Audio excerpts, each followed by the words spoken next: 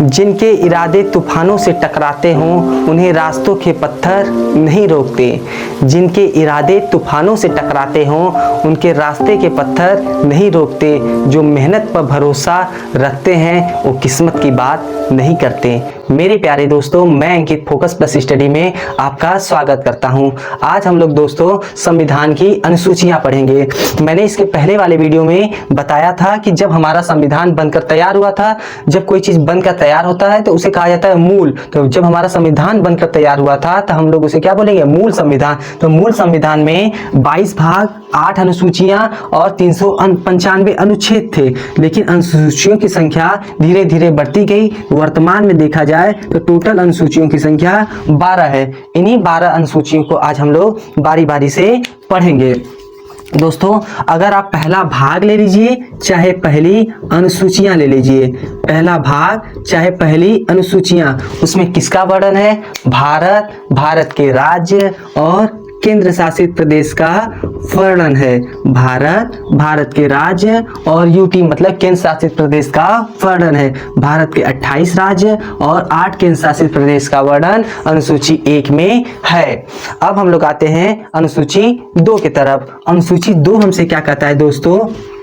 अनुसूची 2 हमसे कहता है कि विभिन्न पदाधिकारियों के वेतन और भत्ते की बात की गई है। विभिन्न पदाधिकारियों के वेतन और भत्ते, जैसे हमारे संवैधानिक पद पर राष्ट्रपति हो गए, उपराष्ट्रपति हो गए, लोकसभा अध्यक्ष हो गए, सुप्रीम कोर्ट के जज हो गए, इन्हीं पदाधिकारियों के वेतन और भत्ते की बात अनुसूची 2 में की गई है। आपको पता है वर्तमान में हमारे राष्ट्रपति महोदय का वेतन कितना है? तो सबसे अधिक 5 लाख रुपया उन्हीं का वेतन है। एक बार ये क्वेश्चन यूपी पुलिस कांस्टेबल के एग्जाम में भी पूछा गया था कि राष्ट्रपति का वेतन कितना है, तो 5 लाख रुपया है। इन्हीं पदाधिकारियों के शपथ ग्रहण का वर्णन अनुसूची 3 में किया गया है। शपथ, 1 अक्षर, 2 अक्षर, 3 अक्षर, शपथ 3 अक्षर, अनुसूची 3। अनुसूची 3 में 3 अक्षर, शपथ। अनुसूची 2 और 3 में कंफ्यूज मत होइएगा दोस्तों, बहुत सारे स्टूडेंट्स इसमें कंफ्यूज होते हैं। वेतन, भत्ते, इसमें 2 शब्द, एक वेतन एक भत्ते। वेतन और भत्ते की बात अनुसूची 2 में। अनुसूची 3 में शपथ 3 अक्षर। आप ऐसा सोचिए जैसे आप जॉब के लिए कहीं पर जा रहे हैं, जाने के बाद सबसे पहले आप क्या पूछेंगे? मुझे वेतन कितना मिलेगा? तो पहले पैसा मुझे कितना मिलेगा, तब मैं उसे ज्वाइन करूंगा, तब मैं शपथ ग्रहण करूंगा। तो पहले पैसा आएगा, उसके बाद शपथ की बात आएगा। 2 नंबरी पैसा, 2 नंबरी से पैसा याद रखेंगे। 3 में शपथ का वर्णन। ठीक है दोस्तों, अब हम लोग आते हैं अनुसूची 4 की तरफ। अनुसूची 4 हमसे क्या कहता है? राज्यसभा के सीटों का आवंटन। राज्यसभा के सीटों का आवंटन। आवंटन का मतलब होता है बंटवारा। राज्यसभा के सीटों का आवंटन, जैसे किस राज्य से कितने राज्यसभा की सीटें होंगी, यही अनुसूची 4 में इसका वर्णन किया गया है। आपको पता है उत्तर प्रदेश जनसंख्या की दृष्टि से भारत का सबसे बड़ा राज्य है, तो उत्तर प्रदेश में सबसे ज्यादा राज्यसभा की सीटें भी होंगे और सबसे ज्यादा राज्यसभा की सीट उत्तर प्रदेश में। टोटल कितने हैं? तो 31 है। इसका वर्णन अनुसूची 4 में किया गया है। ठीक है, अब आप अनुसूची 5 और अनुसूची 6 को एक साथ याद रखिएगा। ऐसा मैं क्यों कर रहा हूं कि ये दोनों सिमिलर है। अनुसूची 5 में भी अनुसूचित जाति का वर्णन है, अनुसूची 6 में भी अनुसूचित जाति का वर्णन है। आपको पता है दोस्तों, जैसे कोई बड़ा स्पेलिंग रहता है उसे हमें याद करने में थोड़ा सा कठिनाई होती है, तब हम क्या करते हैं? उस स्पेलिंग को छोटा छोटा करके याद करते हैं। ठीक वैसे ही जीके भी होता है, अगर बड़ा कुछ रहता है या कठिन रहता है तो उसे हम छोटा छोटा ब्रेक कर याद करते हैं। इससे हमें जल्दी भी याद हो जाता है और लंबे समय तक याद रहता है। ठीक वही प्रोसेस मैं बता रहा हूं। अनुसूचित 5 क्या कहता है दोस्तों कि अनुसूचित 5 में अनुसूचित जाति और जनजाति का वर्णन है। अनुसूची 5 में अनुसूचित जाति और जनजाति का वर्णन अनुसूची 5 में किया गया है। 5 में पूरा भारत के पूरे अनुसूचित जाति और जनजाति का वर्णन अनुसूची 5 में किया गया है, लेकिन अनुसूची 6 में पूर्वोत्तर भारत के 4 राज्य असम, मेघालय, त्रिपुरा, मिजोरम। अनुसूची 5 में 5 का मतलब पूरा भारत के सारे अनुसूचित जाति और जनजाति का वर्णन अनुसूची 5 में किया गया है। लेकिन अनुसूची 6 में स्पेशल 4 राज्य असम, मेघालय, त्रिपुरा, मिजोरम। याद रखिएगा दोस्तों, इसमें आपको कंफ्यूज करने के लिए वो ऑप्शन में मणिपुर देता है, लेकिन मणिपुर इसमें नहीं है। मणिपुर इसमें नहीं है, आपको ऑप्शन में वो मणिपुर देता है कंफ्यूज करने के लिए। ध्यान रहे कि मणिपुर इसमें नहीं है। असम, मेघालय, त्रिपुरा, मिजोरम। म से मेघालय, म से मिजोरम, लेकिन म से मणिपुर नहीं होता। इस बात को आप याद रखिएगा। अब हम लोग आते हैं अनुसूचित 7 की तरफ। अनुसूचित 7 से सूचियों का वर्णन। अनुसूचित 7 से सूचियों का वर्णन। 7 से सूचियों का वर्णन। आपको पता है 3 प्रकार की सूचियां होती हैं। एक होता है संघ सूची, एक होता है राज्य सूची और एक होता है समवर्ती सूची। संघ सूची का मतलब होता है केंद्र, राज्य सूची और एक होता है समवर्ती सूची। संविधान में हमारे लिखा गया है किस पर केंद्र सरकार काम करेगी, किस पर राज्य सरकार काम करेगी, किस पर दोनों सरकारें काम करेगी। अगर ये नहीं लिखा रहता तो हमेशा मतलब इसमें विवाद हो जाता। आपको पता है कि संघ सूची में टोटल 97 विषय पहले थे। टोटल पहले कितने विषय थे दोस्तों? 97 विषय थे। लेकिन अगर वर्तमान में देखा जाए इन्हीं विषयों की संख्या 100 है। संघ सूची में दोस्तों पहले 97 विषय थे, लेकिन वर्तमान में देखा जाए इन्हीं विषयों की संख्या 100 है। जैसे आप संघ सूची का एग्जाम्पल ले सकते हैं, जैसे जनगणना। जनगणना पर कानून बनाने का अधिकार सिर्फ केंद्र सरकार को है और उस पर राज्य सरकार कोई हस्तक्षेप नहीं कर सकता है। जनगणना पे जो भी करना है, प्लस माइनस जो भी उसमें करना है, तो उस पर केंद्र सरकार करेगी। यही होता है सूची। ठीक है दोस्तों, ऐसे ही जैसे वायुसेना हुआ, जल सेना हुआ, इसमें क्या करना है, क्या बदलाव करना है, क्या नहीं करना है, इस पर सिर्फ केंद्र सरकार करेगी। राज्य सरकार का कोई हस्तक्षेप नहीं होता है। अब आते हैं राज्य सूची। राज्य सूची में पहले 66 विषय थे, लेकिन वर्तमान में देखा जाए इन्हीं विषयों की संख्या घटकर 61 हो गई। राज्य सरकार में पहले राज्य सूची में पहले 66 विषय थे, लेकिन वर्तमान में देखा जाए इन्हीं सूचियों की संख्या, टोटल विषयों की संख्या 61 हो गई है। एग्जाम्पल के तौर पे आप ले सकते हैं पुलिस। जो राज्य सरकार की पुलिस होती है वो राज्य सरकार के अंडर में काम करती है। जैसे कृषि हो गया, भूमि हो गया, ये सब राज्य सरकार के अंतर्गत आती है। और हम लोग आते हैं समवर्ती सूची। ऐसा विषय जिस पर केंद्र और राज्य सरकार दोनों कानून बना सकते हैं। जैसे आप एग्जाम्पल के तौर पे ले सकते हैं शिक्षा। क्या ले सकते हैं दोस्तों? शिक्षा। शिक्षा में जैसे आप उत्तर प्रदेश से हैं तो आप यूपी बोर्ड का कोई एग्जाम है या यूपी बोर्ड में कुछ चेंजिंग करना है तो उस पर राज्य सरकार चेंज कर सकती है। और अगर शिक्षा में आप आएंगे, सीबीएसई बोर्ड हुआ, सीबीएसई में सेंट्रल गवर्नमेंट, उसमें क्या चेंजेस करने हैं, क्या बदलाव करने हैं, उस पर केंद्र सरकार देखेगी। एक बात और याद रखिएगा, अगर राज्य और केंद्र में किसी प्रकार का विवाद होता है तो मेन पावर किसे दिया गया है? तो केंद्र को दिया गया है। अवशिष्ट शक्तियां किसके पास रहेगी? केंद्र के पास रहेगी। समवर्ती सूची में पहले 47 विषय थे और वर्तमान में इन्हीं विषयों की संख्या 52 हो गई है। ठीक है दोस्तों, अब हम लोग आते हैं 8वीं अनुसूची की तरफ। 8वीं अनुसूची किसका वर्णन है? भाषा का वर्णन है। आपको पता है कि जब हमारे भाषा का गठन हुआ था तो भाषाई आधार पर पहला राज्य कौन सा था? आंध्र प्रदेश। और स्टार्टिंग में हमारे टोटल कितनी भाषा थी? 14 भाषा थी। कितनी भाषा थी दोस्तों? 14 भाषा थी। लेकिन इन भाषाओं की संख्या बढ़ती गई और वर्तमान में भाषाओं की संख्या कितनी हो गई? 22। वो 14 भाषा कौन सी थी? पहला था संस्कृत, हिंदी, मराठी, गुजराती, असमिया, बंगाली, पंजाबी, उड़िया, असमिया, बंगाली, पंजाबी, उड़िया, कश्मीरी, उर्दू। 1 2 3 4 5 6 7 8 9 10। कितनी भाषा हो गई दोस्तों? 10 भाषा ये हो गई। उसके बाद 4 भाषा द्रविड़ भाषा। कौन सी थी?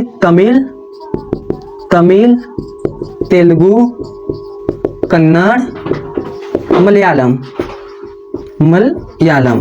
देखो पहले स्टार्टिंग में कितनी भाषा थी? 14। संस्कृत, हिंदी, मराठी, गुजराती, असमिया, बंगाली, पंजाबी, उड़िया, कश्मीरी, उर्दू, तमिल, तेलुगु, कन्नड़, मलयालम। 14 भाषा ये हो गई। उसके बाद 8 भाषा को जोड़ा गया था। उसके बाद 8 संविधान में संशोधन किया गया था और 8 भाषाओं को जोड़ा गया था। उसे हम लोग देख लेते हैं।